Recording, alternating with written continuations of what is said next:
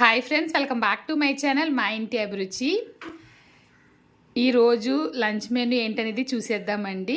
ఉదయాన్నే వచ్చామన్నమాట మేము తిరుపతి వెళ్ళి, అందుకని చెప్పేసి ఈరోజు వెజ్ లంచ్ మెనూనే.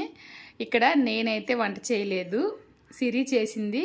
మరి సిరి ఏం చేసిందని చెప్పేసి తన మాటల్లో వినేయండి. మరి టైం అయితే లేట్ అయింది, కొంచెం టైర్డ్గా ఉందని చెప్పేసి రెస్ట్ తీసుకుని వంట అయితే చేసామన్నమాట.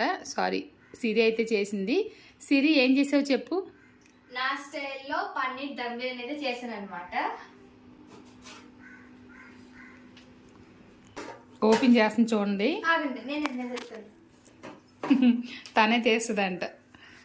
తన వంట చేసిందంటే అసలు ఏ పని చేయనివ్వదు, మమ్మల్ని టార్చర్ పెట్టేస్తుంది. బిర్యానీ అయితే తీస్తుంది, ఎప్పుడు అలా తీయకూడదు. ఇది ఇలా పట్టుకుని ఇక్కడ ఇలా తీసి వేయాలి. చూసారా, వింటున్నారా వెనకాల? అసలు అలా అంతా అన్నాం అంటే అది హల్వా అవుతుంది, బిర్యానీ అవ్వదు. ఇలా తీసి ఇలా వేయి. Very good. వావ్, భలే టెంప్టింగ్గా ఉంది సిరి. ఇదైతే ఫుల్గా రెసిపీ వీడియో తీసాను అనమాట. రేపైతే మన ఛానల్లో పోస్ట్ చేస్తాను, చూడండి. ట్రై చేస్తాను ఈరోజు ఎడిటింగ్ చేయడానికి. వీలైతే కనుక ఎడిటింగ్ చేసి రేపు మన ఛానల్లో పోస్ట్ చేస్తాను. చాలు సిరిమ్మ, ఇలా అయితే చూపించు. Okay, done. అలా పెట్టి చూపించు. సరే చూపించు. అదిగోండి, చాలా పొడి పొడిగా చేసిందంట. ఎప్పుడు బాస్మతి రైస్ ఏంటంటే మనం ఎక్కువ కలిపేయకూడదు, కలిపేమంటే కనుక పగిలిపోద్ది రైస్. ఓకేనా.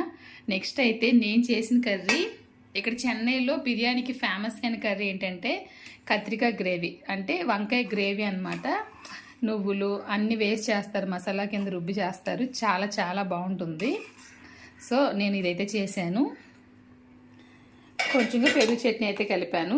ఎప్పుడు నేను బిర్యానీ చేస్తే సిరి పెరుగు చట్నీ కలుపుతుంది కదా, ఈసారి సిరి బిర్యానీ చేస్తే నేను పెరుగు చట్నీ కలిపాను. ఉల్లిపాయలు అయితే తనే కోసిచ్చింది.